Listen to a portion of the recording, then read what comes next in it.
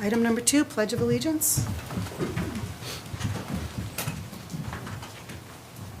I pledge allegiance to the flag of the United States of America and to the republic for which it stands, one nation, under God, indivisible, with liberty and justice for all.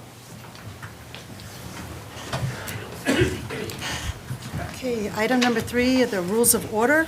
The city council meetings are conducted according to Robert's Rules of Order unless otherwise provided for and adopted by the city council at their annual organizational meeting in November.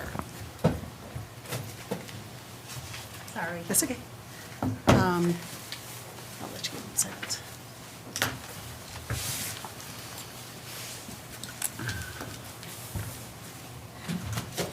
Item number 4, adoption of the Ellsworth City Council minutes. Do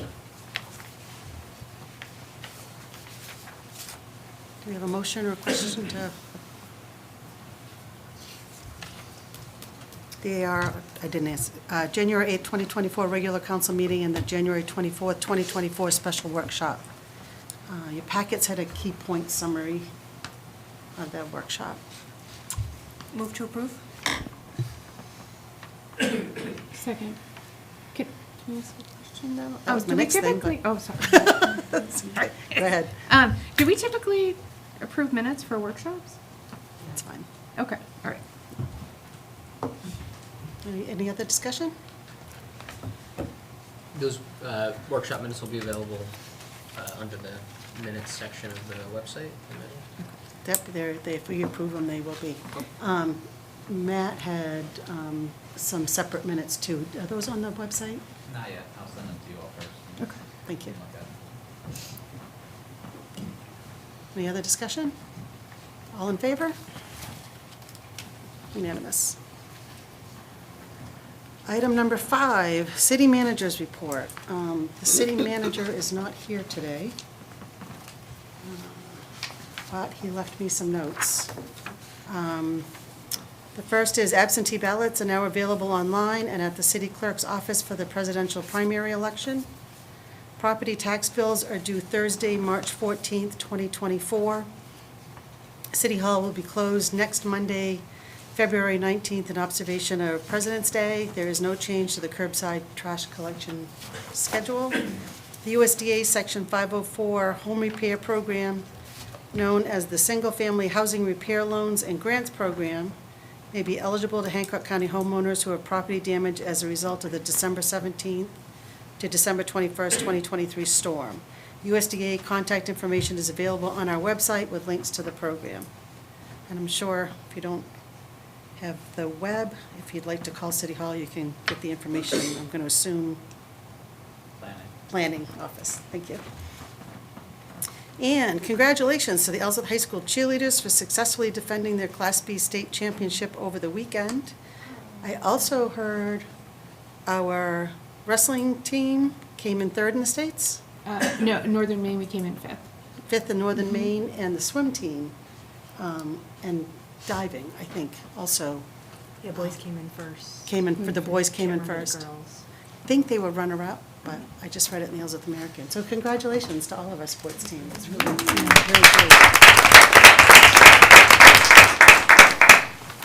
And you also have a tentative schedule for the budget workshop. We're going to talk a little bit more about that later in the meeting. Ann's here to talk about it. But if you would look at that schedule and just look at dates, the schedule that Ann provided has the other things that are happening in City Hall at the same time. So if you would look at those and let me know what your plans are. I think from this tentative, we're going to need to move it around a bit, have a few more meetings. Usually, we try to do a few weeks where we have 2 meetings a week, just so that we can get ahead of it, especially for the school department, because that needs to be scheduled in time for the elections. So it's a little more compact than I think is on there, but this is just a tentative that Ann put together for us so that we can have an idea of what's going on. Okay. All right. Item 6, committee reports. I'm going to start with, there's a request by the Historic Preservation Commission for an additional appointment for an alternate from the council for the Historic Preservation Commission. I forget who's on it now. I think Nancy is, yeah. Is there anyone else that would like to participate in that? If you decide that you would like to, if you just would let me know, send me an email, and then I'll take care of that, Matt, and connect with someone.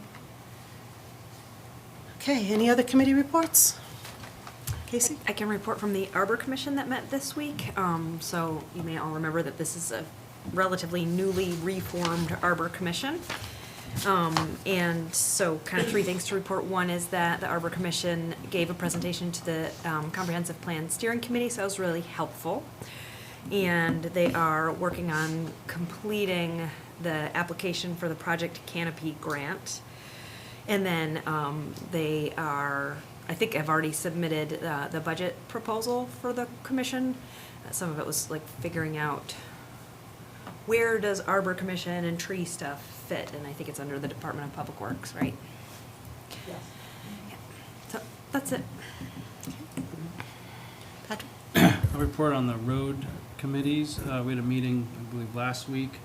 The majority of the meeting was focused on the drainage contract and work that Woodard Curran has been doing and preparing, and it was a very comprehensive review of all the work that our drainage systems need done for the city, and focusing kind of on the highest priorities. And they will be, we have scheduled, I believe, a workshop on the 5th of March for the council. And so the full council will get an update on where that's at. A lot to consider for the council and timely for considerations as we're coming up on budget season as well. So, but the city staff did an excellent job. All the different departments that are involved, coordinating with Woodard and Curran and the city manager and planning and all that. So I think they'll be prepared in March to give us a good overview of where we're heading with that. I've got a couple. Communications Subcommittee met last month, and I don't think we've reported since then. The communication survey came in, and it was very helpful. It informed the discussion of the committee and how we're going to allocate the communication funds. Many of you reported you receive information from the city via word of mouth, from Facebook, from the city's website, through emails, requested as well more access to newsletters and such. So you can actually go on our website. We're modifying it. I should say, Maura in the communications department is updating it as often as possible, putting things on the calendar, like when our public meetings are, how to find the minutes, as well as links to sign up for the newsletter. And stay tuned. We're going to keep pushing communications as much as possible this year. The Rec Commission met as well, starting to plan tentatively a 2025 Winter Festival, which the Commission is excited about. So more to come there as figure out what that's going to look like. The Council last budget season requested a more defined budget from the Rec Commission, especially their outside organizations like the YMCA that takes the lion's share of that budget. And hadn't necessarily reported as specifically as the council requested last year, so expect a more definitive and explanatory budget from the Rec Commission and their outside organizations this year. And lastly, Solid Waste Committee is having a meeting on Thursday, February 29th at 6 p.m. There are two of us on that committee, and we're looking for one more council member. It's an ad hoc committee. I think we met once last year, so it's not very often, but it is exciting. We talk trash, as Tammy likes to say. And we're going to be looking at recycling and traditional waste pickup systems and anything else. No, I think also we're looking for residents, if they're interested in being on the committee, they can submit an application. I believe that might be online. If not, I would call City Hall and see if they can fill out an application. I know there was one on there before when we were looking for some people. So. And in the meantime, if any other counselors want to be on that ad hoc meeting, reach out. When did you say it was? The 29th of February, Thursday, 6 p.m. Public are welcome. Yes. Here in the chambers. That's right. That's all I got. Tammy? The Finance Committee will, on this Friday, February 16th, the school department will be coming to the Finance Committee to provide a presentation of the school budget, just a brief presentation and a status update of where they are this year. The public is welcome to attend. The meetings start at 8 a.m., or you can watch online once the video has been posted. I'm sorry, you said that's This Friday. Friday. Okay, anything else? Okay.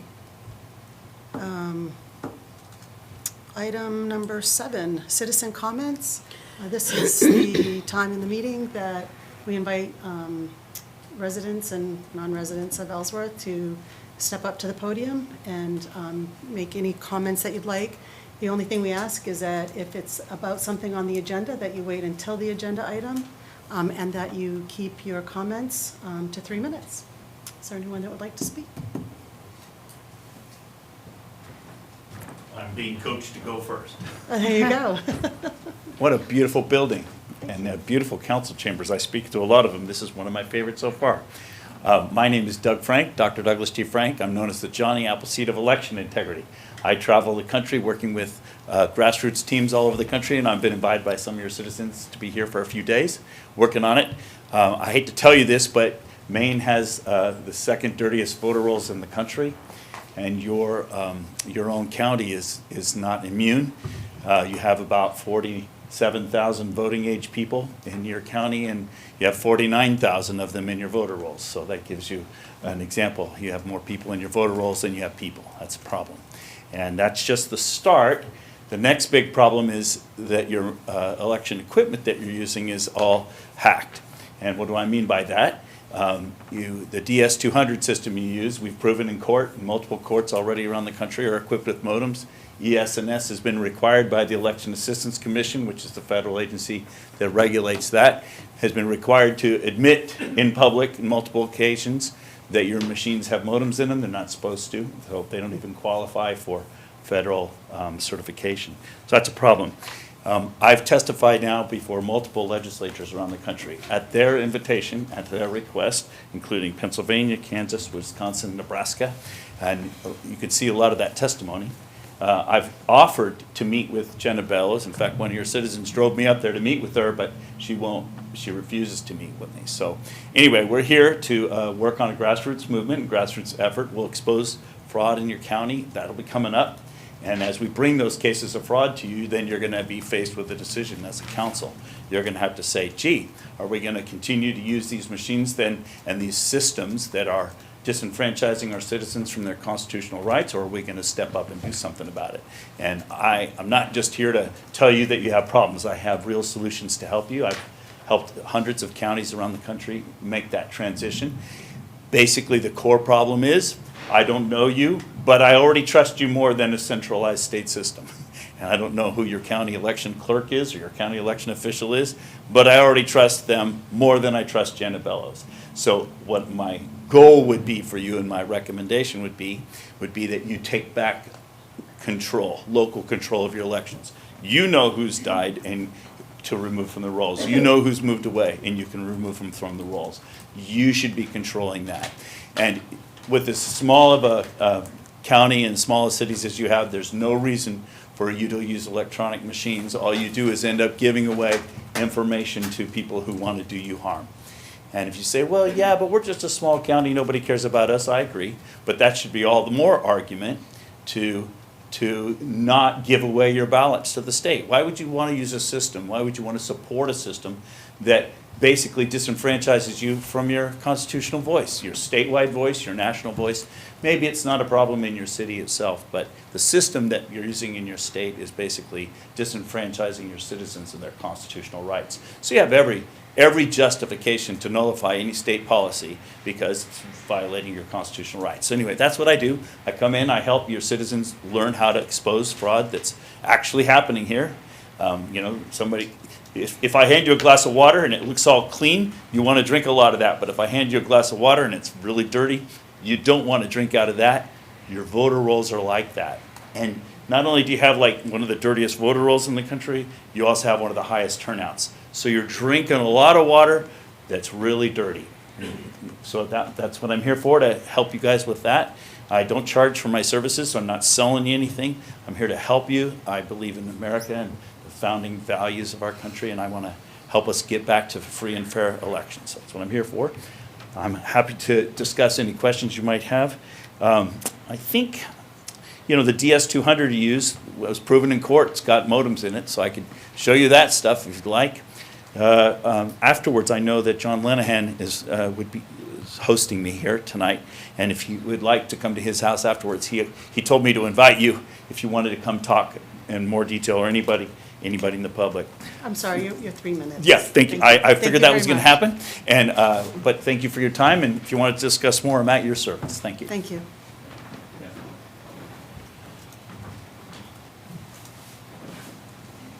Good evening, councilors. John Lenahan, 157 Shore Road in Ellsworth. I just want to take a few minutes to just add on to what Dr. Frank had to say. He didn't know he was going to speak here. He's actually going to be speaking in Bangor, Machias, and Augusta the next 2 days. He just landed at 3 o'clock, and before he got to my house, I texted him and said, "This is a council meeting tonight. Would you mind just taking 2 or 3 minutes and explaining what you does?" He is a nationally known speaker that goes around and speaks everywhere. He's spoken, I've heard him at Constitution Hall. He's been here in the state of Maine 2 or 3 other times. It's a 2.5 hours talk that he has where he presents it. He shows you the facts and the figures, not the conspiracy theories that everybody talks about. He'll give you the numbers, he'll show you exactly what it is, and he'll be at my house tonight. If any of you guys want to come up there tonight, I'm pretty sure he's got time to dig out tonight exactly what Ellsworth numbers were. If I'd known he was going to be here in time to speak, I would have had him brought you Ellsworth numbers. But when you just hear 49,000 people and you only have registered only 47,000 in your county, that ought to tell you right now you've got a problem. We've got a problem. And I'm interested to see myself what Ellsworth specific numbers are, because I'd like to know every town in Hancock County. I'll be running for the city council again this fall. I'm also running for the House of Representatives again this fall, and election integrity is going to be one of my primary things. So I'm very interested in it. You guys are more than welcome to come to my home tonight. I can have coffee, whatever you guys need if you want to come up. He's a wealth of information. You're very seldom going to get a chance to hear Dr. Douglas Frank. And I encourage you, just come up, spend a few minutes with him like that, pick his brain, question him, put it right to him, make him prove it to you like that.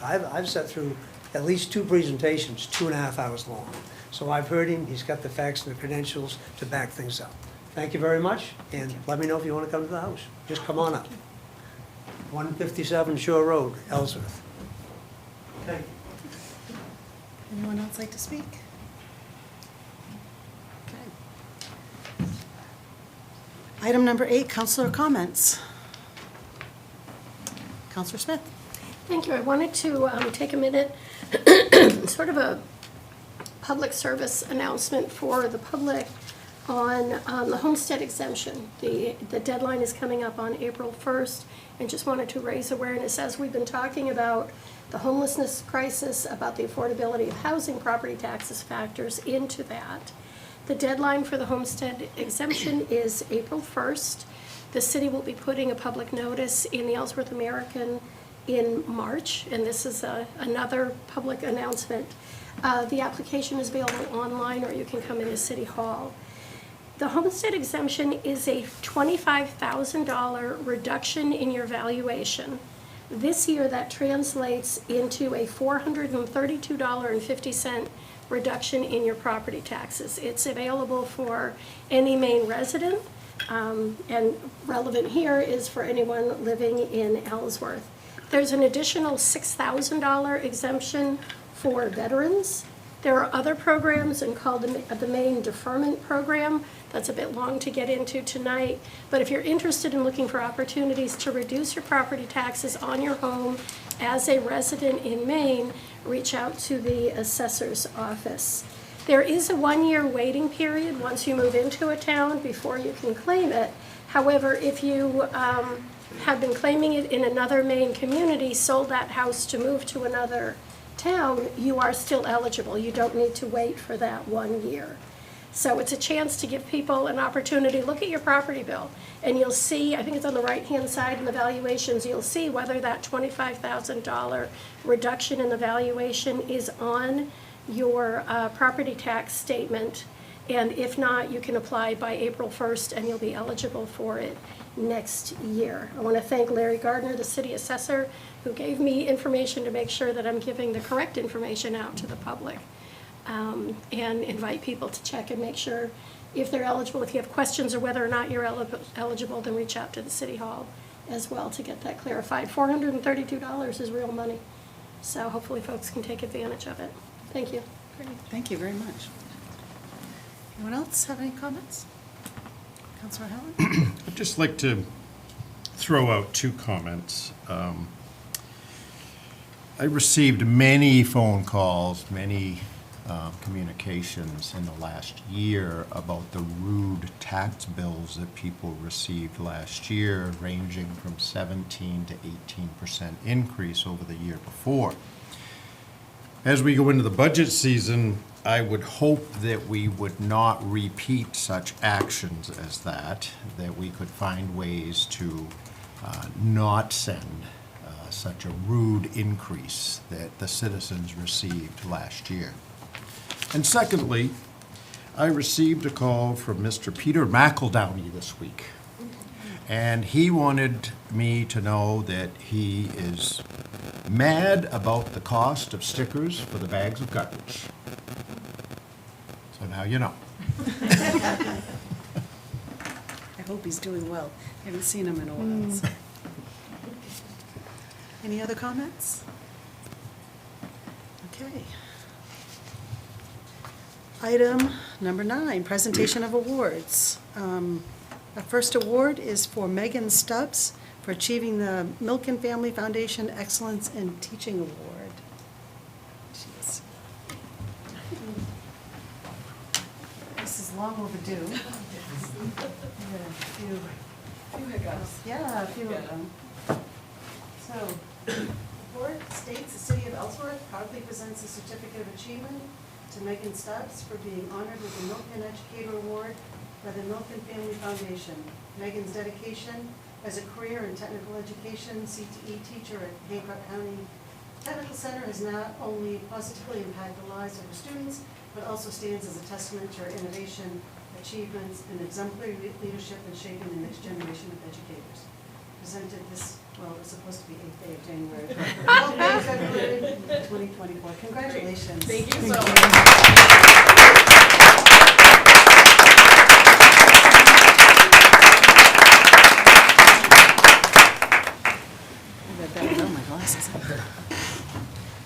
Okay, and the next item is an official proclamation that I'm going to read from, what is this for? Ellsworth Arbor Day proclamation. Let's go. Okay, whereas in 1872, the Nebraska Board of Agriculture established a special day to be set aside for the planting of trees, and whereas this holiday called Arbor Day was first observed with the planting of more than 1 million trees in Nebraska, and whereas Arbor Day is now observed throughout the nation and the world, and whereas trees can be a solution to combating climate change by reducing the erosion of our precious topsoil by wind and water, cutting heating and cooling costs, moderating the temperature, cleaning the air, producing life-giving oxygen, and providing habitat for wildlife. And whereas trees are a renewable resource giving us paper, wood for our homes, fuel for our fires, and countless other wood products. And whereas trees in our city increase property values, enhance the economic vitality of business areas, and beautify our community.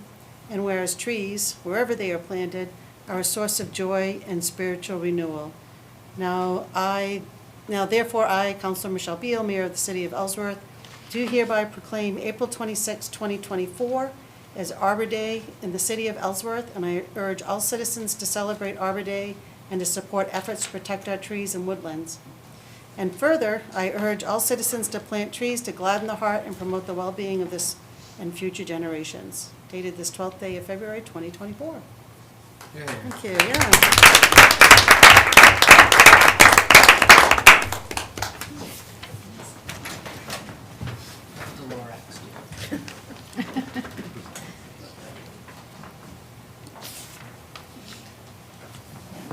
Okay, so the next item is on our consent agenda, 11 and 12. The following two items are considered to be routine and will be enacted by one motion.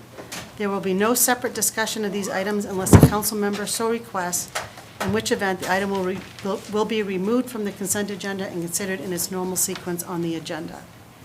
Would anyone like to, Council Order 022400, request of the city clerk for approval of warden and warden clerks for the March primary election. And item number 12, Council Order number 022401, request of the city clerk to approve polling place upon opening time. Would anyone like either one of these removed from the agenda?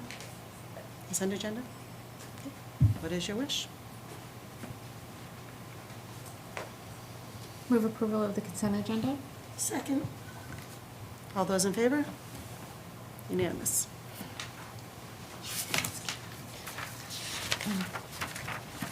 Madam Chair. There's item number 10, our discussion action on chapter 56. Oh, Unfinished business. sorry, I missed one. I apologize. And actually, okay, so discussion and action on Chapter 56, violations of Maine Organics regarding consent agreement. The consent agreement is not ready yet, so I'm asking that we table this until the next council meeting in March. So moved. Second. All those in favor? Unanimous. I apologize for that. I turned my page too quickly. Okay, so item number 13, public hearing and action on the issuance of business licenses. I'm also asking for this item to be tabled. There was a mix-up on inspections and some other paperwork. And we apologize to the businesses that this has happened.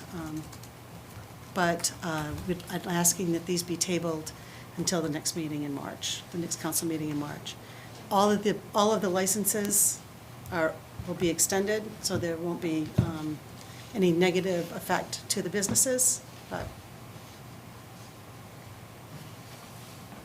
That's it. Has the city reached out to each one of these businesses? Yes, yeah, And they're in agreement with that? yes. I was sad, couldn't get in touch with everybody on the short notice that we had, but we did reach out, and we'll reach out again tomorrow to let them know that this won't impact their operations, but we're giving them the extension so that they continue to operate as they are. What's the holdup? Again, there was a issue in the process for getting the inspections done. We're still trying to figure out exactly why it happened, but this is our remedy to make sure that these businesses can continue to operate and not have this affect them. And they get something in writing? Yes, they will. I'll have to do a letter tomorrow to do it. Yeah. There was one new business included as well? Yes, but, Yeah, turns out they probably wouldn't have even been ready to get theirs tonight anyway, so they're in contact with them to help guide them through the rest of the process. But they weren't ready tonight Okay. anyway. I'm a little unclear about one thing. I heard that all the businesses have been contacted, and then I heard that not all of them have been contacted. Well, they have been contacted, but we weren't able to actually talk to someone directly. We reached out, but didn't hear back, or they didn't pick up the phone. So we'll continue that tomorrow.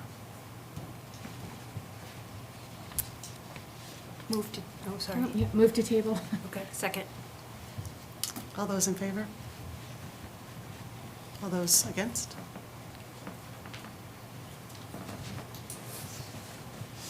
Thank you, Matt. Might as well stand up there, the next three are yours. Item number 14, promotion of alternate planning board member Michael Hangy to full member. Yep, so recently we've had two members of the planning board leave the board. You know, Patrick betrayed me in the greatest way possible. So as such, we put out a call for volunteers to serve on the board. We had 2 spots to fill. We had 2 applicants turn in their application. So going through this process, there was an alternate who was on the board already. So as a senior member, he becomes promoted to a full member. So that's what our number 14 is about. So Michael Haney was previously the fire inspector for the city for many years. He was an alternate for a handful of months on the board, but he knows how the operations go, and he's part of the discussions pretty regularly. So we're asking to have him promoted to a full member, or the planning board is recommending that he be promoted to a full member. I got to serve under his terrible reign with Michael, and Mike's great. He was the fire inspector for the city for a long time. He has a wealth of knowledge, and he cares about the community, and he does a great job, contributes well to the planning board. So I fully support his promotion to a full member of the planning board. Is that a motion? So moved. Second. Any further discussion? All those in favor? Unanimous. Thank you.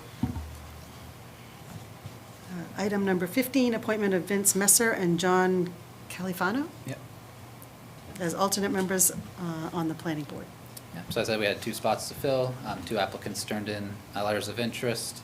I'll just go through the qualifications for each. Vince, he's lived on the island for over a decade now, but he recently moved to Ellsworth, so he's been here for about 1.5 years, maybe 2 years. He's interested in getting more involved in the Ellsworth community. He serves on a couple area boards. He's on the board of Mount Desert Hospital, and he's also on the board of Healthy Acadia. So he has a lot of experience in just board functions, that sort of thing. And he just also saw this as a way he could give back with his volunteer time to the community. So he's interested in serving on the planning board and learning. Doesn't really matter, but he's also the neighbor of one of our planning board members, so I think that's how he heard about the opening. And so he has a teacher who was willing to help him learn the planning board process also. And then Dr. Califano is a doctor in town. He recently got his real estate license, and he just has an interest in development and helping guide Ellsworth through smarter development, but also being development friendly. And so again, he saw this as an opportunity to give back to the community that he serves as a doctor already, but an additional role. Any questions? Just also to speak, I serve on the board of Healthy Acadia with Vince Messer. I have now for 5 years, and I think he'd be an excellent addition to the planning board. He's smart, he's thoughtful, and he really cares about the community, and he's only been in Ellsworth a short while, but he's already really, you can see him getting involved. So I think he'd be an excellent addition to the planning board. Thank you. Do we have a motion? Move for the appointment of Vincent Messer and John Califano as alternate members of the planning board. Second. Further discussion? All those in favor?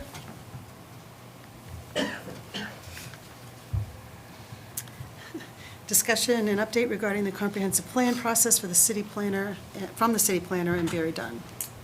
So I feel like the last time I was in front of the full council for this was maybe March or February of last year. So it's been a little while, so just kind of touching base. Carrie from Barry Dunn is on Zoom. She has a presentation that she'll help give, and I'll throw in some commentary as we go along. But really, I'll turn the floor over to Carrie to kind of give an update on the work we've been doing over the past several months, and where we're headed to continue the work. Carrie? Good evening. You be able to see the screen? Yes. Presentation? You mean to tilt it anyway different? That's great. So good evening, my name is Carrie Willett with Barry Dunn. And we're here to give you an update on the comprehensive plan projects. We're going to briefly go over where we are in the project timeline.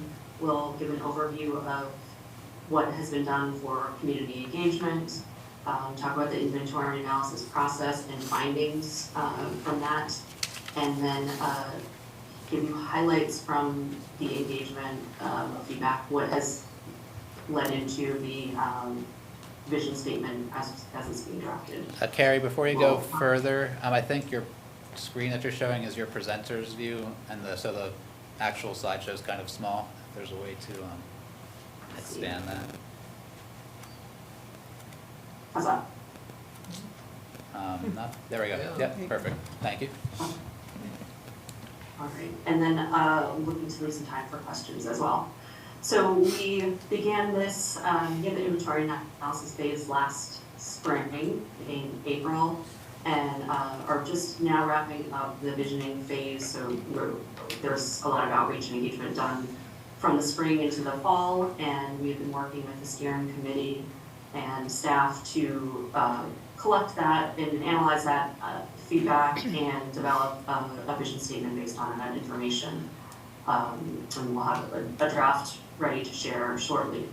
So we're now jumping into phase 3 policy and strategy recommendations and working through an initial draft of recommendations with staff to be reviewed more broadly and then discussed with the steering committee, subcommittees, and the public. And then next phase is implementation plan and final plan, looking to have that completed October of this year. So for community engagement, as Matt said, haven't spoken to this council in quite a while. So in June, we held a public kickoff event. Photo of that there, open to the public. We had a good number of people stop by, some who knew about the project and some who really didn't know. So I think that was a good way to reach people in the community.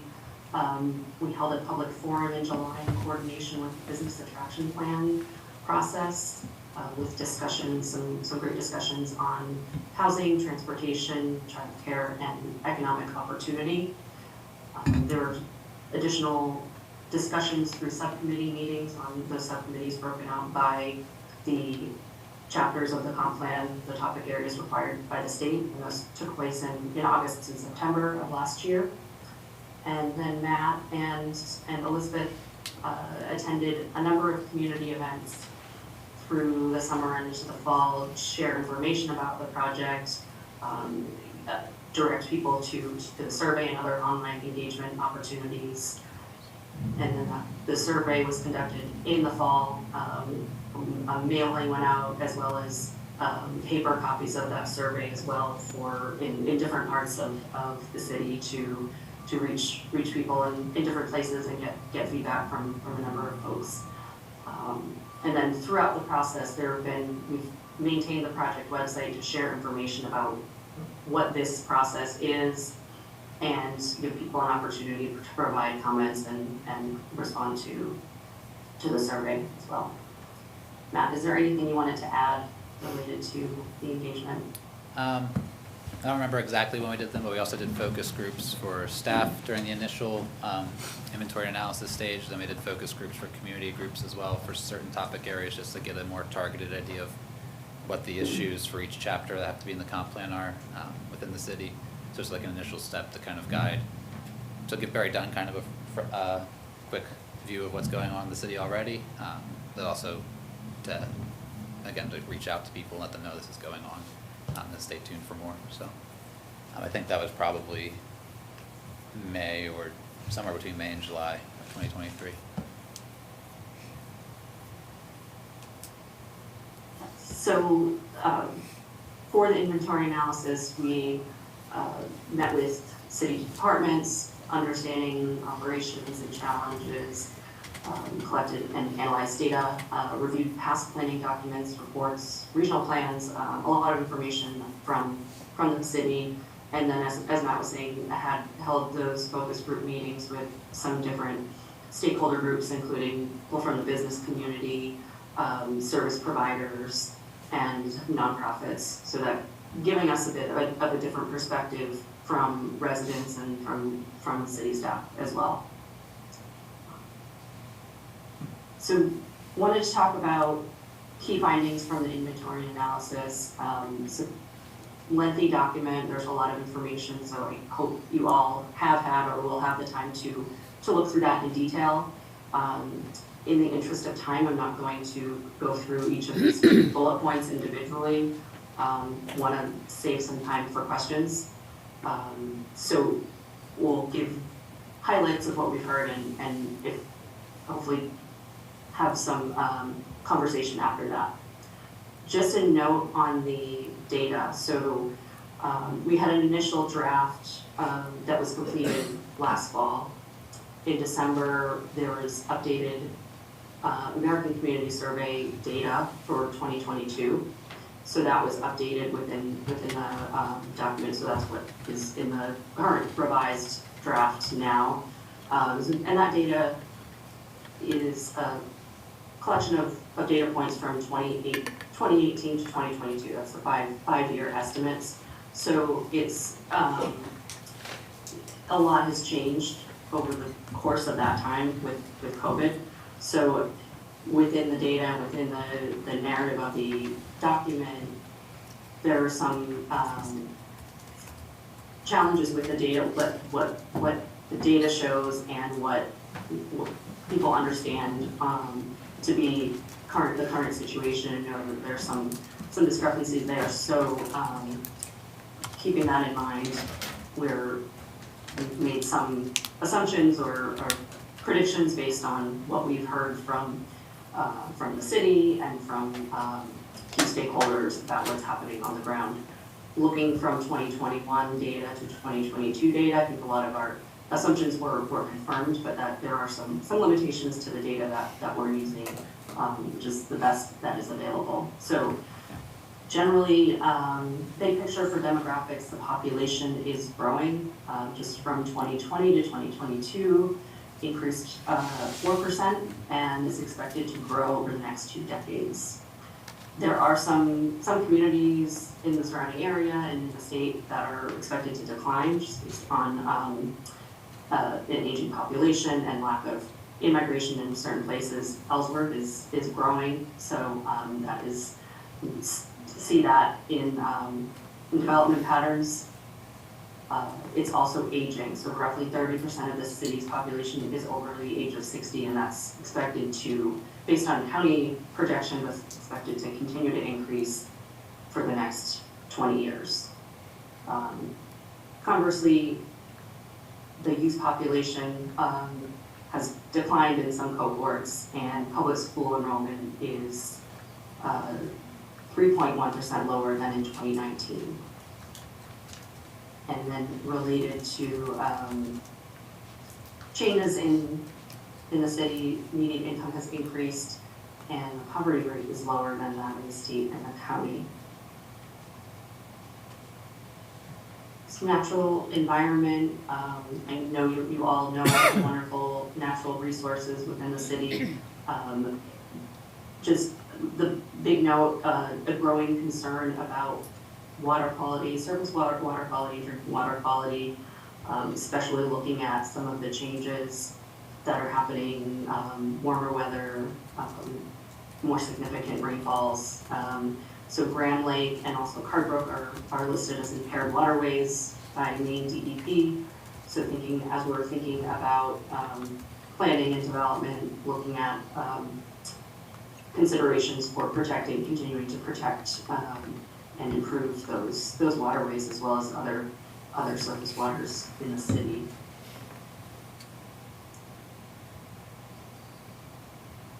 Land use and zoning. So the last comprehensive plan was done in 2004, and since then, of course, there's been quite a bit of development. Most of the commercial development all focused along the High Street, Route 1, Route 3 corridor.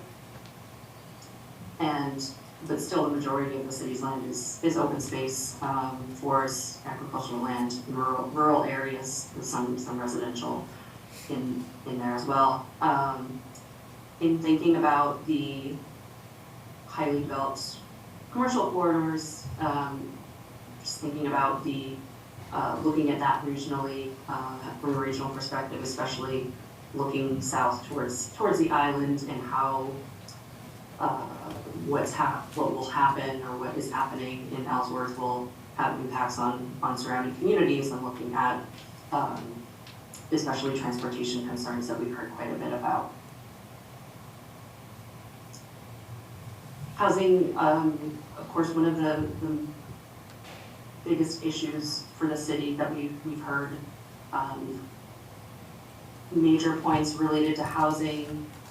There's been increase in housing units, and that seems like it's continuing to grow based on the number of permitted units and under construction units. But at the same time, housing in the city is becoming less affordable, and quite a few more households were unable to afford the median home price in 2022 compared to years prior. And I know that those numbers are continuing to go up.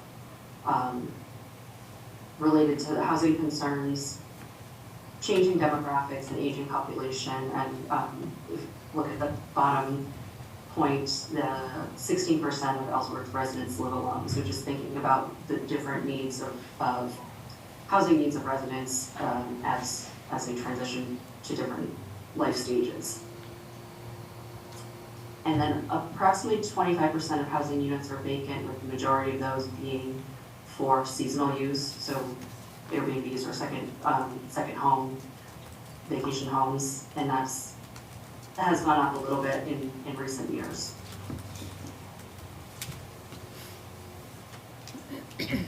The economy, retail is the largest industry, followed by healthcare, social services, and a combination of food services. Overall employment has declined during the pandemic in 2020 and then increased a bit, but not reaching 2019 pre-pandemic levels. And then related to that, labor force participation rate is higher than the county and the state, but has been declining. So that's the percentage of adults over 25 who are either working or actively looking for work. And that lower labor force participation rate is reflective of an aging population. And as economic development is very tied to housing, just looking at the percent of employees who live in Ellsworth, percent of people who work in Ellsworth who also live in Ellsworth, that's declined, just related to the number of people who are no longer able to afford to live in Ellsworth, who are moving further out, and that anecdotally we've heard from a number of employers. So that went from 31% to 23% in 2021. One of I think the biggest concern we heard from survey respondents was about infrastructure and maintenance of roads. So in moving forward to the next phases, thinking about fiscally responsible maintenance of roads and how to develop in a way that's not increasing the burden on the Public Works Department, and thinking about how those needs are changing over time.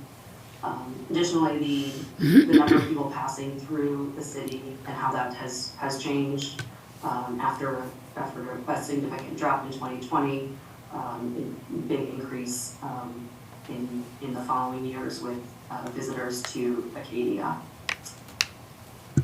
And then looking at social services, the city side, a big increase in general assistance requests from 2022 to 2023. I don't believe there was data earlier than that, but based on other discussions from other city departments, police and fire, increase in calls and what's happening in the region, we don't think that's an anomaly. That seems like a trend for what is happening and what's going to continue to happen in the city. And then finally, arts, culture, and recreation. Just what we've heard from the community, there are so many great assets, arts, culture, and recreation assets, and there's a strong interest in maintaining and also improving those, as well as promoting the the city as a destination and leveraging those resources. Looking at ways that the city can partner with nonprofits to really enhance those resources and share those with the community. So these are the themes that came out of the community engagement that was done, including all of the community meetings and events and focus groups and survey, not in any particular order, but going through all of the survey data and open comments. These were the themes that we saw repeatedly. So looking at expanding recreation and educational opportunities,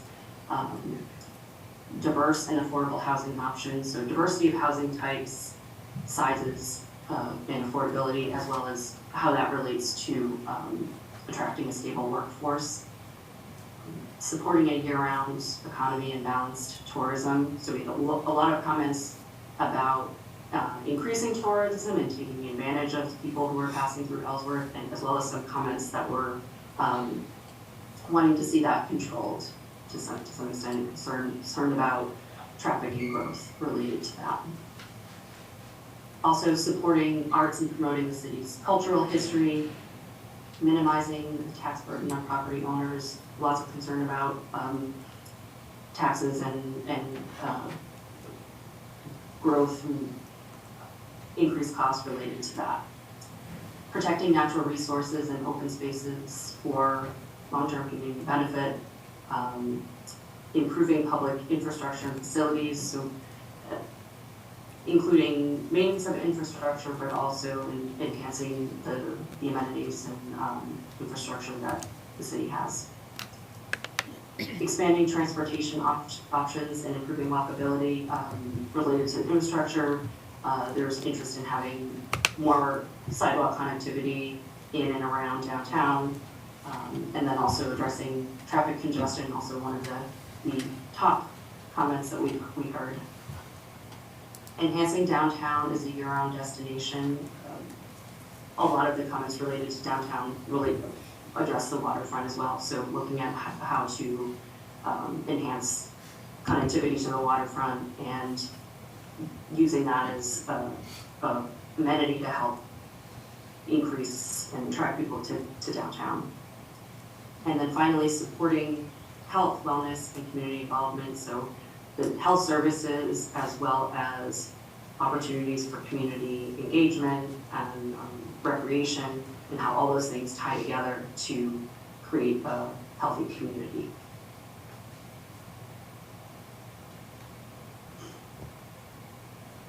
Next steps, as I mentioned, we're working on policy and strategy recommendations, and that will be reviewed with the committees and feedback from the public as well as the subcommittees. And then next step after that would be developing an implementation plan, so looking at how that how those policies and actions will actually be implemented.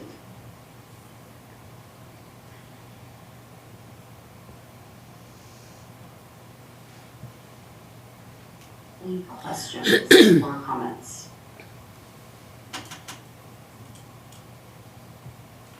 Nancy?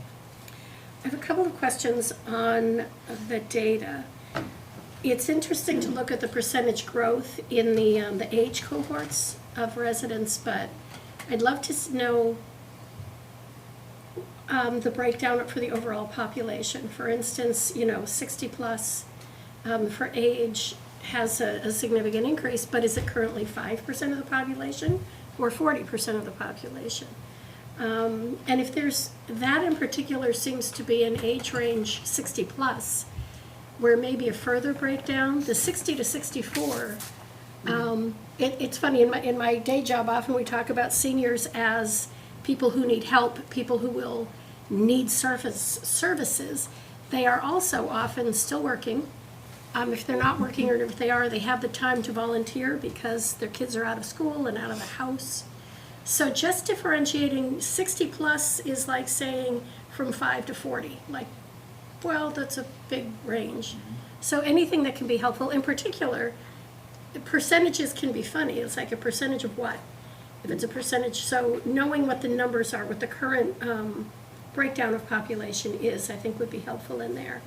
The other thing I want to clarify, it must have been the median household income is 61,000, because a median income of 61,000 is pretty darn good, but then you have the median weekly wages was only 871. So is that median household income? Yes. Yeah. median Okay, household. that's the only way that was going to make sense, but I wanted to be sure. Thank you, that's all I had.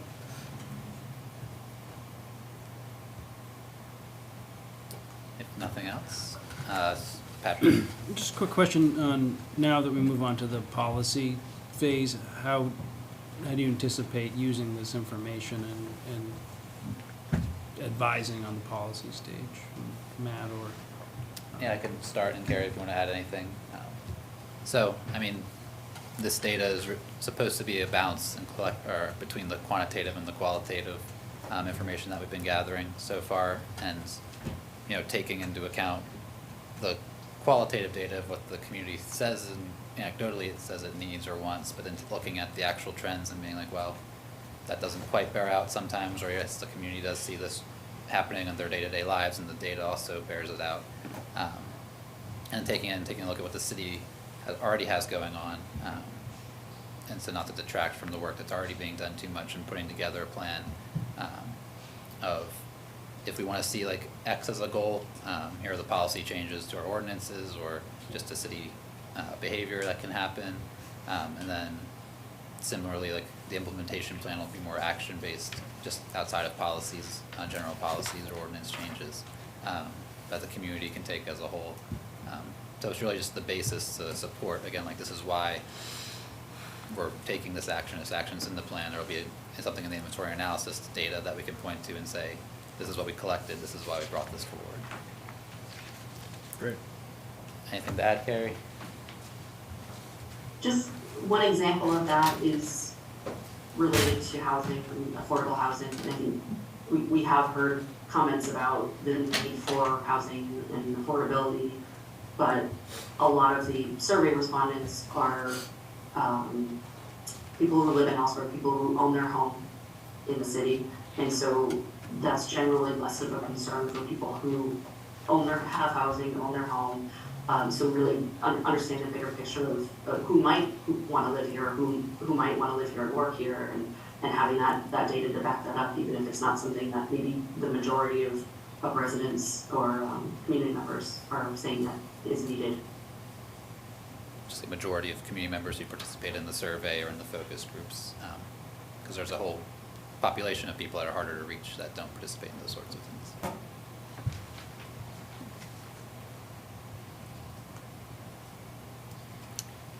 Do you expect that the main force of implementation of all this to be through ordinance review, ordinance changes, or other? No, probably not. I mean, a lot of it's more action items. In terms of policy and recommendations, the policy side will be probably more ordinance-based. But when you get to the implementation phase, that's like more a concrete action item, similar to the matrix you saw in the business attraction plan, where it's tasks that either staff or community members or community groups will have to do to get there. I remember you saying the steering committee would stick around for some amount of time to. Yeah, I mean, we might not call it the steering committee, but maybe like the comprehensive plan implementation committee or something like that.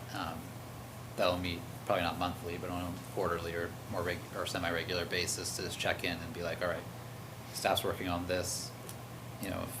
If they successfully complete these implementation actions, then like what's next, and like listen, kind of communicate with city staff, get feedback from them, get feedback, if things change. This is a 10-year plan, so over 10 years, priorities in the community might change.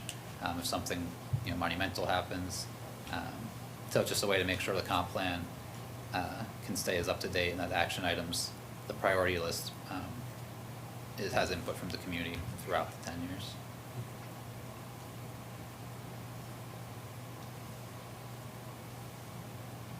Any other questions? Thank you very much. Yes, thank Carrie. you. It was incredibly interesting. All right, thank You you guys all. have got a lot done. Thank you. The city's going places, I tell you what. I know, it really is, and I'm looking at those numbers, it's like you said, there needs to be a little clarification on some of them, but it's actually very exciting what you're finding out and what we're gonna be able to use. It's great, thank you. Okay, item 17, discussion and potential action to approve a request of the fire chief to use ARPA funds to purchase a diesel exhaust direct capture system. So I spoke with the fire chief today. He's not quite ready to bring this to the council. He is a little bit more information gathering. So I am asking to table this item indefinitely, and we're not positive how this is, if it's going to come back to the council or go through budget, or what's going to happen, so, Question. sure. In my recollection, when you table something indefinitely, it dies. I think you simply mean to table it. I can't table it to a specific time. So and that's what I'm saying, is it needs to, it's tabled, I always called it indefinitely, but. In the legislature, if you table something indefinitely, if I recall, it's dead. So, Oh, I don't know. Definitely table it. Definitely. I don't think well, I don't know, we've never done it that I don't know. way here, but I can table it. just want to make sure we're not killing it, because that isn't the intention. I mean, even if I kill it, he can bring it back, so, but, not that. Sheesh. Go ahead, Councilor O'Halloran, shut me up. Is the issue, I mean, they've gathered a lot of stuff that we've seen before. Is the issue whether they put it in their budget or ask for ARPA funds? Is that part of the challenge that's going on? It is, it's a bit of education, because we have 2 new counselors. The last time that this came before the council was before they came onto the board. And the gentleman that made the presentation before no longer works for the fire department, so he's moved back to the southern part of the United States. So there was a little bit of additional information he would like to be able to present, and some more discussion, so. Move to indefinitely table it, aka kill it, I guess. No, not gonna I mean, it's indefinitely postponed. Postpone. Anyways, I know we Yeah. tabled some other things earlier tonight without using the word indefinitely, so, Those were to the next meeting, those were specific in, Yeah. okay. so in nature. Can we just request to Just remove it? Just say table, and we will bring it back when. Okay. Just don't, what I'm trying to do is not have it automatically on the next Yeah, agenda. Gotcha. Okay. So, Table to a future date. there you go. An undetermined future date. Definitely. Second? Tammy, how would you like that worded, since it was your motion? I'll accept any of these friendly amendments to undetermined. To an undetermined date. Mhm. Thank you. Second, anybody? Second. Thank you. Further discussion? If there's any way we can help to move it along, I remember the discussion months ago, it seemed like, it's something they're going through every day, but it's also a dangerous carcinogenic situation Absolutely. for everybody down there, so whatever we can do to help that process. So, and that's what, that was, just there needs to be a little more information about ARPA funds and what we're doing with them and some other things, and I think he's, he's coming gonna be asked to come to the finance committee to also talk about, other ways of funding, and then whether or not it should go through the budget process, or if we do something like this separately, so. Any further discussion? All those in favor? Unanimous. Okay, item 18, presentation about To Warmer Winter's Night by Downey's Community Partners, sponsored by Councilor Hanson. Yeah, so I'll let Sharon Cadis come and, am I saying your last name right? You are Yeah. saying it correctly. I'm sorry you were last on the, or almost last on the agenda. Not to That's- worry. I shattered my ankle at the end of the summer, and I'm still coming back from that. Had complications. So for any of you who don't know me, hi, I'm Sharon. Last name is Cadis, you got it exactly correct. And I am the Development Director for Down East Community Partners. And if you don't know who Down East Community Partners is, I hope you do. We are the CAP agency, or the Community Action Program, that serves both Hancock and Washington County. But right here in the city of Ellsworth last year, we provided services to the value of over $2 million to Ellsworth residents. And given the presentation that we just saw by Barry and Dunn, I guess it was, you know, that actually, I did the quick math, and that would amount to about $250 per Ellsworth resident, is the type of aid that we are giving and to our neighbors. So I'm here actually to talk, you know, I was here last year, and I quite frankly did not envision being here tonight. I did not envision being here this year. I asked Ellsworth last year to step in with a $1,000 donation to the Thaw Fund, and specifically, we're having a fundraiser on February 24th for that fund. The Thaw Fund stands for the Heating and Warmth Fund, and it is a crisis fund.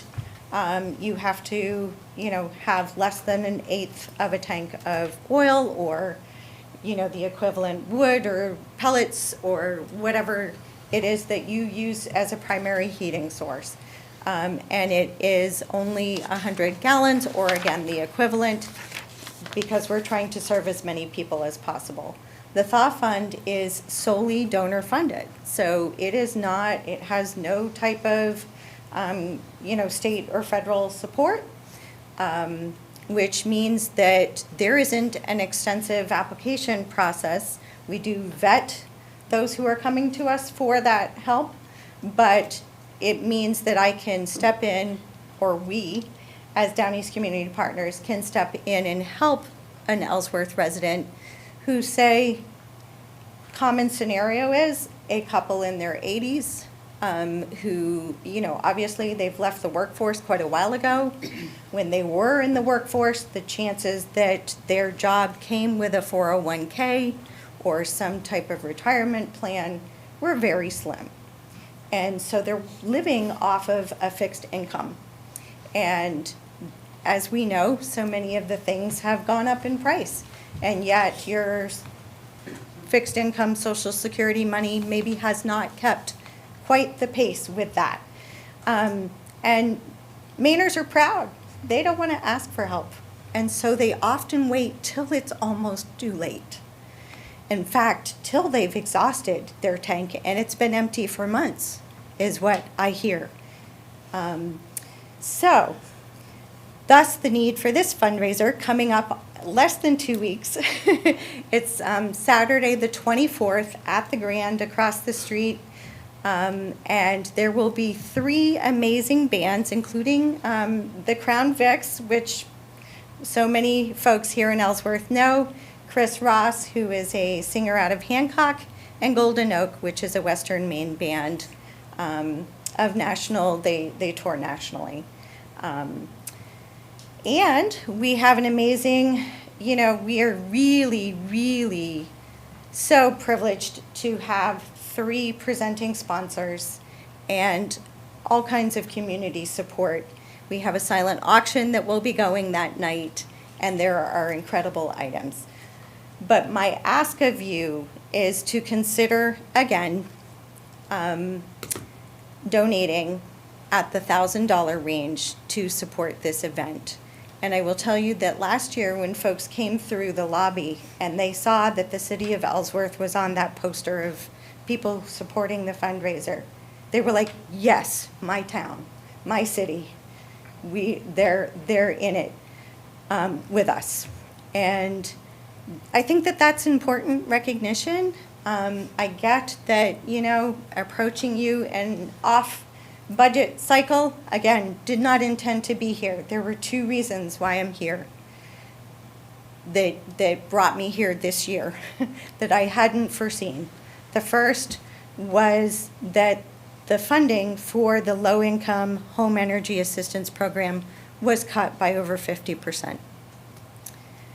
That's the first. The second is an email we got on February 1st from Maine Housing, actually, specifically Maine Housing Authority, regarding the heating or home energy assistance program applications. So that email detailed that as of March 1st, 2024 at 5 p.m., that's basically when they're saying the funding is going to run out entirely for this program year. We will continue to accept and process applications, but they will not be moved forward for benefit payment for HEAP assistance. It will act as a waiting list so that in the event of leftover funds, we can work through paying additional application in the date order that they were received. So that's a problem, because we know, as Mainers who live right here in Ellsworth, that it's cold for quite a while after that date. In fact, we don't plant our crops here until late in May for the very reason that it's going to be cold and we're going to have frost straight through until May. So, again, I had not intended to be here for a second year in a row. But those are the two main reasons why I'm here. When you cut or reduce funding to the home energy assistance program, it puts stress on any other form of assistance. So we have residents, Ellsworth residents, who have already exhausted their benefit. They've exhausted if they qualified for ESIP, which is a emergency crisis intervention, energy crisis intervention program. That funding, which would maybe be as much as $800, it depends. But, so there's no supplemental funding this year. The benefits have been cut. ESIP funds are reduced. It's creating a perfect storm, and we are getting to that point where we've exhausted every other way we can to help folks. So that makes this fundraiser incredibly important. And so I thought I'd come on the off chance that you'd be willing to support us one more time. So if I can interrupt you. Yeah. So we budgeted $2,000 for this program in this year's budget. Have you requested that from the finance office? Because you have $2,000 from us for this. For the $2,000, I thought was for your overall third-party request? No, when we passed that in the budget, it was specifically for this program. Okay. So that you wouldn't have to come back for this request. Because it does, the thing is, and I know how important it is, and I mean, we have our own fund here also that we help citizens. But there are a lot of agencies in Ellsworth that are just as important, and they go through the budget process. And if we start allowing people to come back for additional funds or for a request that is a planned event to begin with and was part of the budget that you requested for, it just starts creating a precedent that, how do we say no to them and yes to this person? Because we have so many. But we did specifically budget $2,000 for your So event. it was my understanding that that 2,000 is the third-party request, and you've asked for it to go towards thaw? Is that correct? That's exactly, we specifically stated Okay. that was what it was going to, was for your thaw fund. Okay, so, So to be a sponsor, so you wouldn't have to do this. okay, all right. I'm not sure if Ann would. So I just turned in our application for this year for third-party funding, and the ask that we were told that we could ask and no more was 2,000, even though we give over 2 million in aid to Ellsworth residents.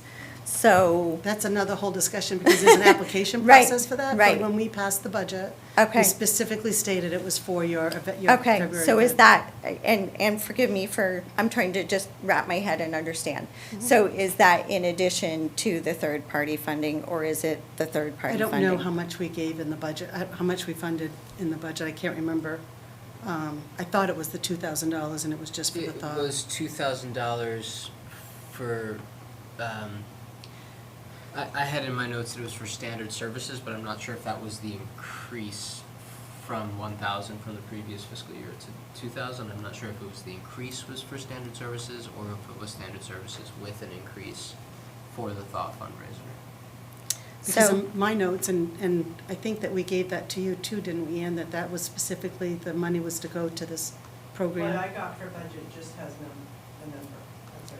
I have to go back to the minutes of the meetings, because I Yeah. know that's what we I meant to specifically do that stated. before today, because I also didn't remember that were specifying that it was So specifically for the. what we received from the city of Ellsworth last year was 2,000 for the third-party request. And part of that increase from 1,000 to 2,000 is the fact that Everybody Eats, which works with food insecurity here in Ellsworth, became a program, an official program of DCP. So rather than ask you twice, ask you as Everybody Eats, ask you as Down East Community Partners, we combined that ask. So the third-party funding ask went from 1,000 to 2,000. And so the 2,000, that's our third-party ask that goes towards, the 2 million that we provide in value of services to Ellsworth residents. We received an additional $1,000 last year for the thaw fund. So what I can do in the future is just increase our third-party ask rather than have to appear and you have to consider something out of budget cycle, but then I would ask to increase our ask. Yeah, and you're more than able to do that through the process. So you did know that was increased $1,000 for the thaw fund? Well, she's saying that was the extra one that we voted for. Last year, we received a total of 3,000 from the city of Ellsworth. Right. Towards, last year, it was even more in services, actually. Because if this is a planned event, it should be in your budget request. Okay, yeah. As is Everybody Eats. I didn't know that we combined that last year either. I thought it was left separate. Well, and quite frankly, we did not envision having to do this again, this fundraiser. We didn't. Last year, I did it for the first time as DCP, and because I guess in future years, it had been done by like the Kiwanis Club or some club, and then Down East Community Partners was one of the beneficiaries of that. Last year was the very first time Down East Community Partners did an event like this for that fund. And instead of somebody else doing it. And anyway, we kept it to a little over 3.5% overhead and raised quite a bit for this fund, which is super important. Anyway, it was out of necessity last year. I mean, you saw the figures where the general assistance requests went from like 22 to 127. Yes, we experienced that too, and in fact, Down East Community Partners is a huge part of keeping folks off general assistance. The increase last year with the price of fuel was why we did the fundraiser last year. It was just astronomical, the price of fuel. Did not intend to be here this year. Did not intend to run this event again. Counselor O'Halloran? I think you were first. Oh. Didn't you raise your hand? I did, but it doesn't Oh, I matter to thought- me I what thought I order we saw Oh, I go. didn't see, I'm first. sorry, Casey. That's okay. No, I was just gonna say, yeah, my understanding is Down East Community Partners offers a lot to the community. We know, we've heard, sort of your general operations, and last year and this year, I think of this event as kind of outside of that, as a separate event that is, like, it's a benefit to the city to have these awesome bands playing at the Grand, and it's also a benefit, obviously, to the city, people who are vulnerable to the city. So I guess to me, I understood how it came outside of the budget season, because I didn't think it was part of your regular budgetary realm. I understand the, like, what if we say yes to this, do we have to say yes to other organizations? And my thought about that is if another organization wanted to host an event downtown in Ellsworth that brought bands, brought people out for a good cause, I would want to sponsor that also. I haven't seen any other organizations do that, so to me, this feels a little bit outside of the, I forget, you guys have a special name, third party or something or other, when we're supporting the organizations, that this is actually an event in and of itself.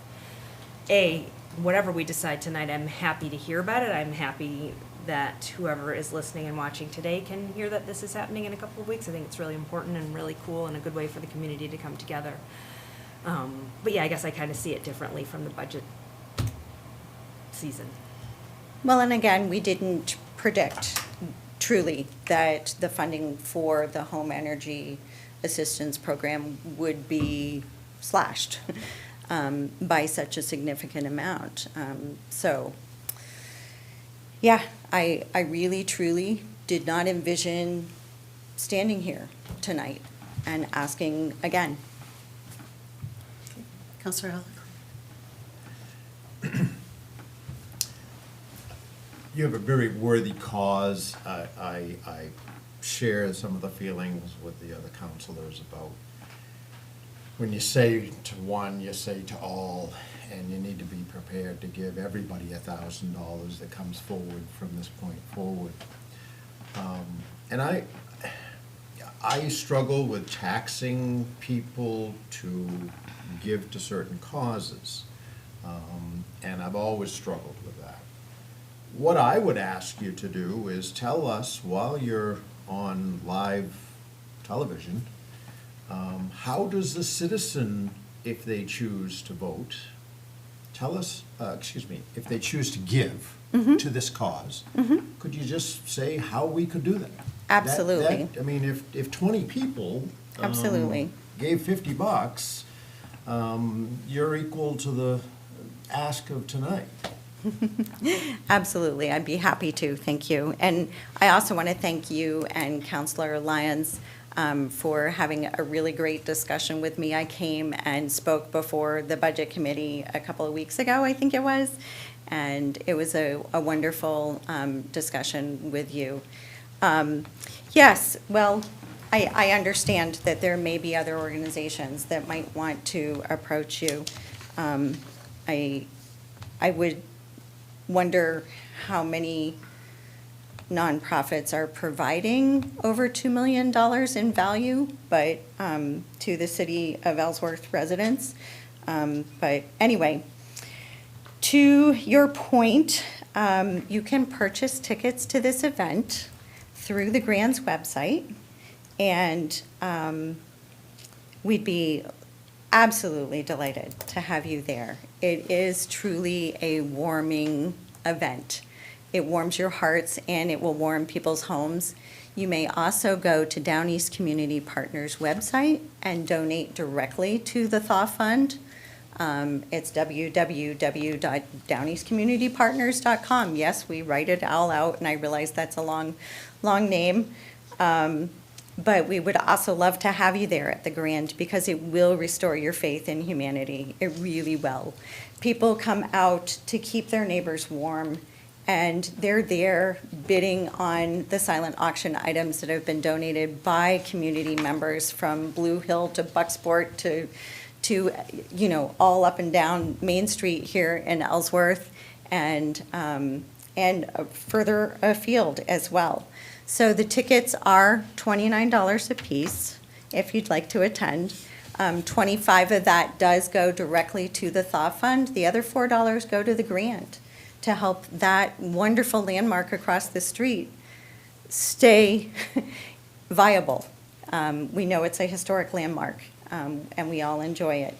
So anyway, I thank you for your consideration. Could you just state an address to mail a check Oh, to? to Not mail a everyone check. goes online You're and right. buys You're right, tickets Steve. and- Thank you so much. Thank you. I appreciate that. Yes, send it to make the check out to the Thaw Fund, or to Down East Community Partners and write in the notation, the Thaw Fund, send it to 248 Bucksport Road, Ellsworth, 04605. Sharon, DCP does work, or at least communicate with Ellsworth's GA, General Assistance? Yes, Fund. all the time. I'm told, all the time. Yep. I'd just like to consider, the missing piece for me when we had sent some emails back and forth was the two pieces of information you told us, which was one, the low-income energy fund cut by 50%. That's a state or a federal fund? So the trajectory of that funding is that it's congressionally appointed funding. So Congress voted to reduce the funding. Then it flows to the state for that particular program, for the Home Energy Assistance Program, or a lot of people have known it previously as LIHEAP, the Low Income Home Energy Assistance Program. So it's the trajectory of the funding is fed to state, to the CAP agencies that help you, that help the state really vet everybody, gather everyone's documents, set up appointments, which we were doing from the moment that we could in July. So the main housing also kind of tells you when you can begin to accept applications, and you can't do it before then. And so it is quite a process. Unfortunately, when you go to apply, it can be 6 to 8 weeks. It's quite a process because you've got to apply, you've got to have all of your documents in, then it goes to, we look it over and send it on to the state, and then the state can take a few weeks to decide the benefit amount and then contact that beneficiary. And the state also sounds like cut funding, the main housing authority. Well, change the process. they reduced, so Maine Housing reduced the benefit amount based on what was coming from the feds, based on the slash in congressionally appointed funding. So, But both, you couldn't have really known were coming as of last year's budget cycle. right.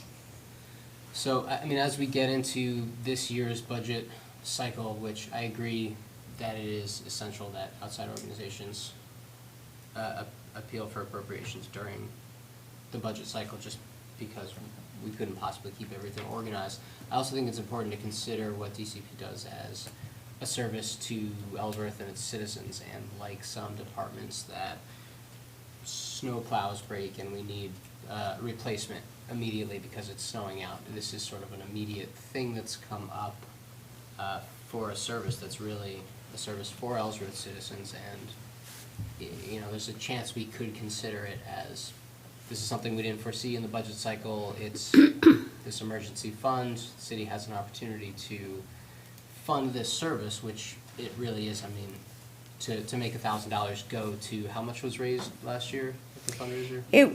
From this fundraiser, around $90,000. Right, so And pretty we, good return. we ended up awarding, because of the fundraiser, being able to award over $200,000 in thaw funds for the first time ever, because the cost of fuel was so high. You weren't getting very much for your 100 gallons or your, yeah, and in fact, yeah, anyway. Yeah, I see it both ways. I mean, obviously we want to keep things in budget cycle, but if it's considered this emergency, something that happens during the year that we can fix with some cash, I'd consider talking more about it, but I don't feel the need to fight about it. Yeah.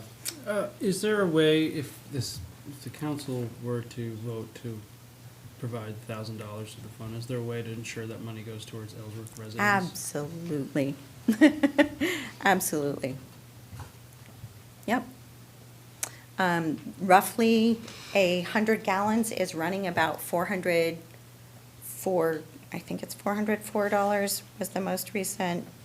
But yes, we will definitely keep it to Ellsworth residents. We were fortunate last year to get some funding for the Thaw Fund from the Hancock County Commissioners and the Hancock County Sheriff's Charity, and they specified we want it to stay in Hancock County, understandably. So we totally did exactly that and then reported out on where, here's the dates and where, we don't give out addresses of homes, obviously, or anything like that. That's private information. We protect the neighbors that we serve. We protect their information, but I'm happy to demonstrate that money went to Ellsworth. Okay. Just follow up for individuals. If I wanted to donate to the Thaw Fund, could I specify go towards Ellsworth residents? You absolutely can. And in fact, at this point, we pretty much have a fund for each of the municipalities that we serve. I would just like to add, and I understand what you're doing, but the city and our staff do fundraisers all year long for our own fund that goes directly to Ellsworth residents for fuel and wood and pellets. So if you're going to do that, I would really urge you to support our staff and all of their efforts with silent auctions and things to ensure that our residents have fuel, so. Is that through so how is that different from this? It's a direct fund that the city has, you take care of it, don't you, Tina?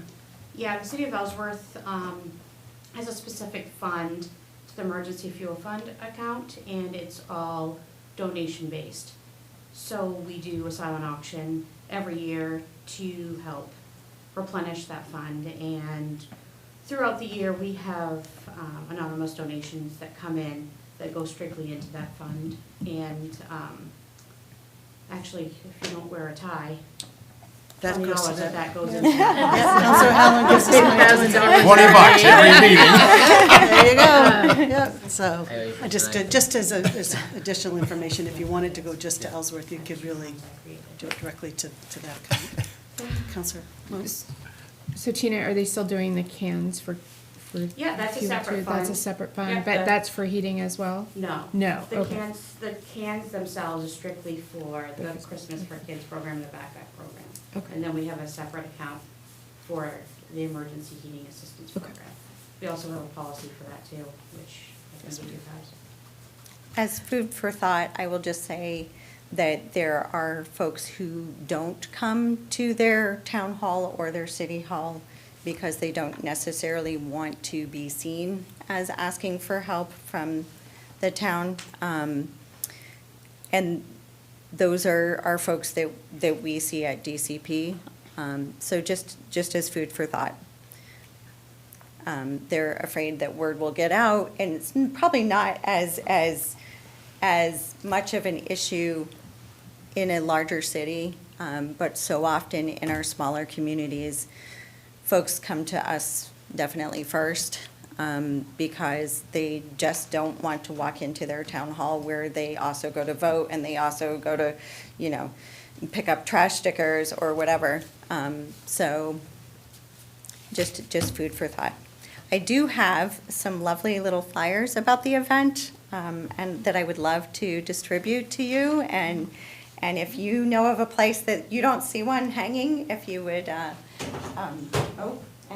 see, I'm Here. getting ahead of myself. Let me come to you. I can walk somewhat, it's just not reliable. We're just, Yeah, there you go. Thank you so much. So thank you for your time, all of you, thank you so much. I just want to say thanks for listening. I hope you will consider coming out to this event and helping us keep vendors warm. And, oh, sorry. I think Counselor Smith. did you have any more questions? Well, yeah, I we just got wanted to, I guess, pick up on a couple of points. Yeah. I hear extenuating circumstances, that this isn't a normal event that should have been budgeted, the cuts that came from the federal level. I attended last year. It was a blast to keep with the heat theme. you were there. I came home with a rug that I really like, keeping it away from my cats. I also pay into the silent auction at Christmas time at town office and have been successful there as well. I liked what Councilor Hanson said about drawing people downtown, that there's an advantage to this event, getting people into the Grand, some money to the Grand. And I just also want to end this conversation. I benefited from LIHEAP for years while we were farming. And it is a rigorous process of collecting last year's, your income statements, how what you spent on fuel, where it goes. Sitting in the office and asking for help is a leap that you have to take to get there, and then you do because you have to. So I appreciate the work that you're doing. It sounds like we're not leaning towards a vote. I've already had this on my calendar. I will certainly attend and bring my credit card with me to be able to support it in that way. And again, if people are listening tonight, would you like to mention who your sponsors are? You said you had significant sponsors who have been helping. Sorry. If you could go over there, not That would everyone be helpful. could. Yes. Not everyone could hear you if you were over there. Right here in Ellsworth, we have 3 presenting sponsors, and they are darlings, Auto Mall and GMC Buick, Machias Savings Bank, and the Rennie Charitable Foundation, which is, it was Rennie's store right here in Ellsworth that forwarded it on to their corporate office and said, look, this is really something that's important and folks are suffering. We really feel like you should support that. There are many more other sponsors at different levels. The Ellsworth Chamber of Commerce, and in fact, PJ Keenan will be live auctioning a not a wood stove. Last year was a wood stove. This year it's a heat pump, donated by Dave's World here in Ellsworth. So PJ Keenan will be live auctioning that off. If you want to see her be an auctioneer, it's a great time to capture that moment. We know she'll carry it off wonderfully. But we are just grateful for those who have donated items for the silent auction and have sponsored us at any level from, $100 on up. So that's the deal. And we hope you come out, and if you do not decide to support this tonight, I would like to submit a different ask of the Ellsworth City Council than what we've already asked for. I would like to increase that ask. Because we asked for the $2,000 and that we had asked for the year before. And actually, last year, you ended up giving us 3 because of the 2 plus the 1 for the fundraiser. Again, did not plan on being here. So I would like to be able to increase that if you decide not to support this event. I do think there is an element of import in that folks, when you enter, see that big sponsorship poster and having the city of Ellsworth and smack dab in the middle as a prominent logo. I think it means something to folks. So, but I thank you for your consideration. Thank you for all you do. When you work, and then come to a council meeting, that's important. You're serving our community, and thank you. Thank you. Thanks, Sharon. I actually would like to make a motion to sponsor the event for the reasons that I talked about, and also I think it's a great event. I think it's a different, separate thing.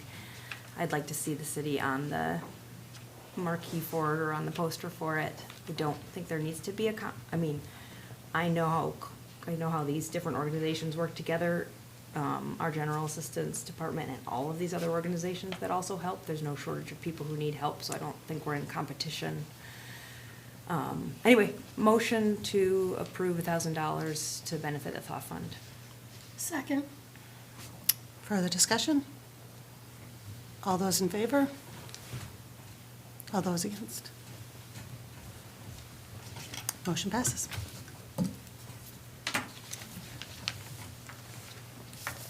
Congratulations. Thank you. Thank you all. Okay, item 19, discussion on FY25 budget workshop and the processes for the upcoming year.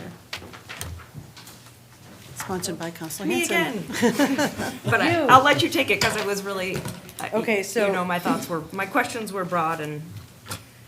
So there's a lot going on this year with budget. It's my first year of doing budget, so bear with me. Just throwing it out there. So I put a calendar in front of you tonight that has, the budget workshops are proposed. I sat down with the city manager before he left, and we kind of inked out a tentative schedule. The green boxes are open days that, it's my understanding that a lot of the, when you did 2 a week, it was Monday and Wednesday. Obviously, we can do Thursday and Friday, or Thursday, not Friday. No, Friday. It'll be a mutiny if it's on Friday. Okay, so, We all froze. also on this calendar are some of the other events that go on at City Hall. So I know you guys are on committees or you just want to attend. You definitely don't want to miss my local roads presentation on the 4th of March, so. Basically, I've just started getting, actually, I've got probably most of the budgets. I'm in the process now of translating to the new chart of accounts, which has been an odyssey all by itself. But Cassell is here this week, so we've actually really ramped it up in earnest in anticipation of budget season starting. So my only way that I know to make a budget is to hash it out at each one of the workshop meetings. I'm trying to make it very streamlined, very straightforward, so you're seeing exactly everything by department. That's my goal. So if you will go through this calendar, if it's days that we proposed a budget workshop that you can't be here for some reason, let me know as soon as you can 28th of, of February, I'll be in Augusta. And you. I don't haven't- think we can do that one. Somebody pointed out to me tonight that we have to put it in the paper and It's too soon anyway. it's too soon. It's Yeah. too soon anyway, and. Okay. We Then just we threw won't it be out there returning because it until was the the first 22nd. time that Glenn was gonna be available. I'm available all If there's the a time. way that, if there's a way that we could talk about this at finance, and if Absolutely. everyone could give us their schedules, because I think we need to take into consideration, as I said, the school department. We need to understand what our deadline is for their budget so that it can go to Right. elections. We reached out to them to help us with this, but we hadn't heard back from them by the time Glenn Well, left. it's the city clerk that has to give us the time, the deadline. Okay. Because she takes care of the elections. And you said that the school department's gonna be there tomorrow, Yes. Friday, right? Friday. Yeah. So I think there's a few things. Okay. And personally, I would like to have a little more time for discussion, because if you just sit through presentations, and then wait till the very end to do it, to have any discussion, you forget what the administration did because you're 6 weeks later and just finishing up capital improvements. So I'd like to, this year, if we could, have some presentations and then have a night of discussion, and presentations and discussion, so that we're having a better understanding than trying to have all the discussions at the very end. So like 2 a week, is that what you're? Well, and it doesn't always have to be 2 a week. I mean, last year, we really had We 2 a were. week. We and- did have 2 weeks. Yeah, and it was like discussion. It was no discussion, it was presentations. Right. Yeah. And so I don't think we have to have 2 a week, because we got done pretty early last year. But we had to do a lot up front because of the school department. So, just like to have that, if you would just give your thoughts to Tammy. Yeah. And on what you're thinking, looking at this and this tentative schedule, and knowing what happened last year, or what you think we'd like to do this year, I think it would be good, and then we can. Can I add one more thing? Another thing that I've tried to do to make this process go more smoothly and get you all more information is that we have a budget page now on the city website, and that's gonna have our capital plan. I'm having to rework the numbers because we got sort of a retroactive requirement for BABA on some of our really big projects, which is Buy American, and they changed the rules well after we were in planning phase, so we're trying to work that out. We had a meeting with Woodard and Curran about this last week.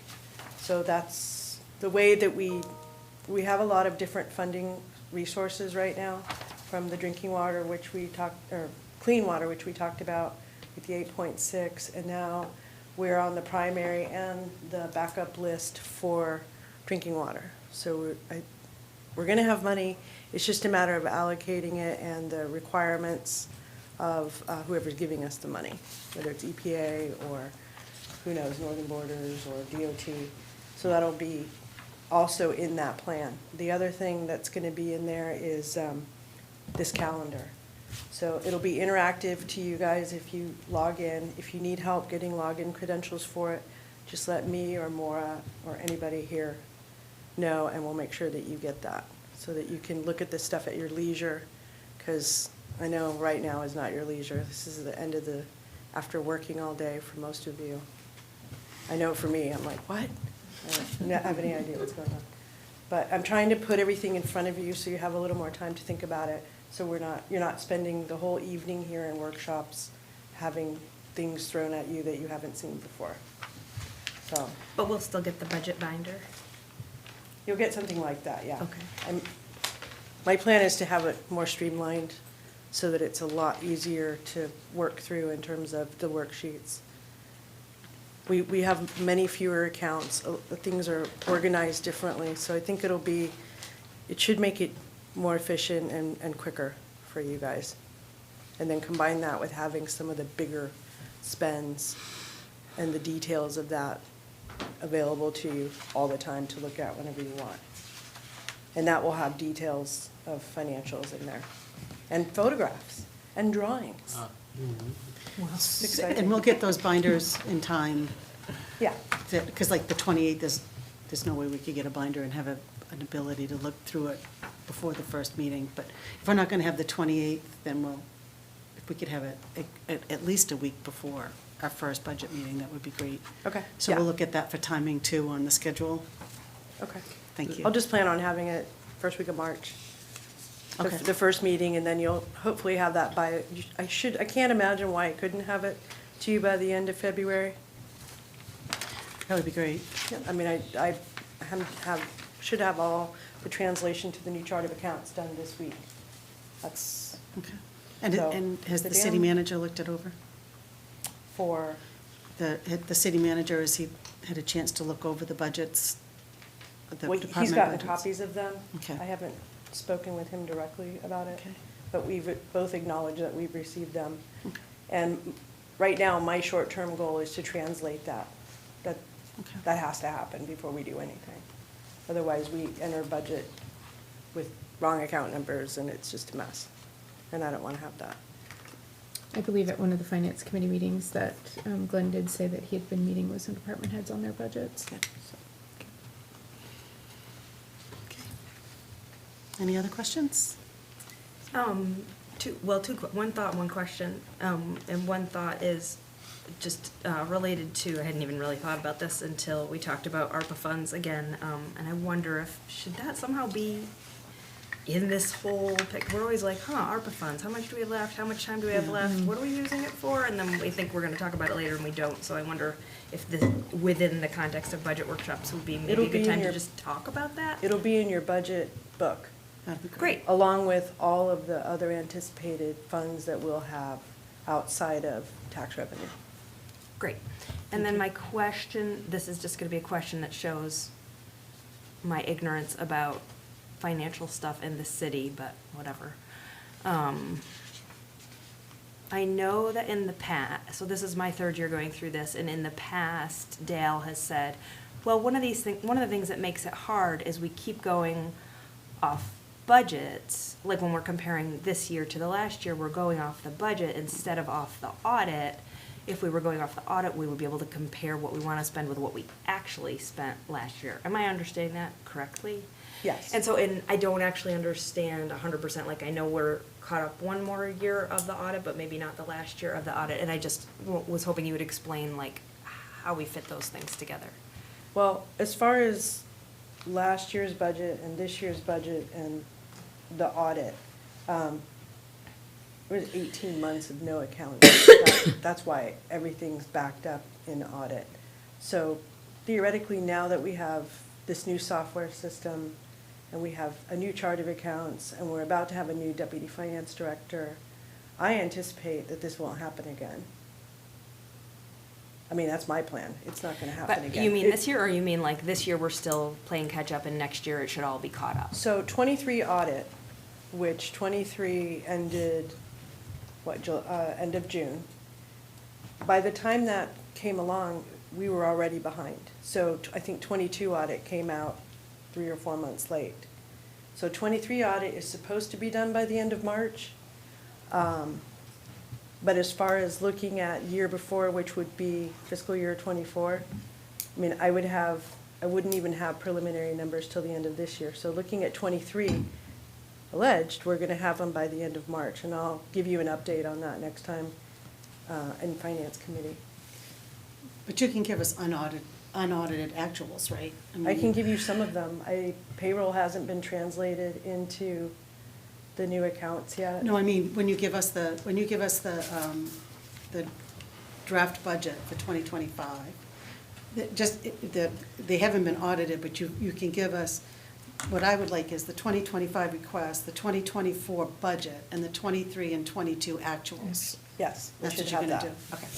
But 'Cause you can't what have I'm actuals in trying to say 24. is that in order to do that, I have to have everything translated to the new chart of Right. accounts. Which is what you're And that's working what's on. kind of taking time, is it's a pretty mammoth undertaking. So, but my accountant assures me that I will have those things. I hound him morning, noon, and night. So, So to clarify, if I may, we are going to have actual expenses aligned with the budget? yes, Okay.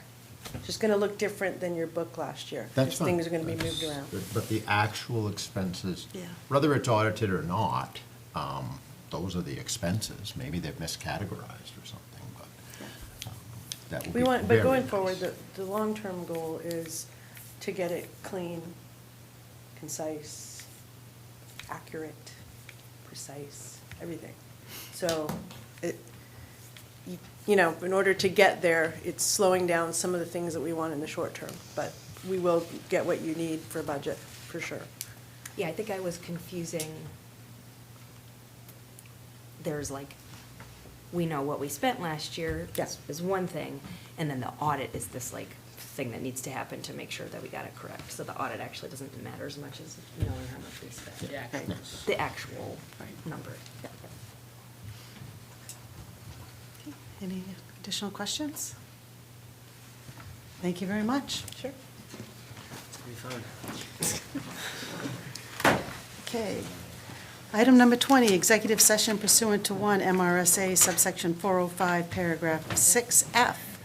Discussions of information contained in records made, maintained, or received by a body or agency when accessed by the general public to those records is prohibited by statute. To review an abatement of real estate taxes due to hardship or poverty in accordance with MRSA Title 36, Chapter 105, subsection 841, Section 2E. How you doing? That's why I needed that other bottle of water. So moved. Second. Second, all right. All those in favor? We need to shut off They're still hot. hot mic. Hold on.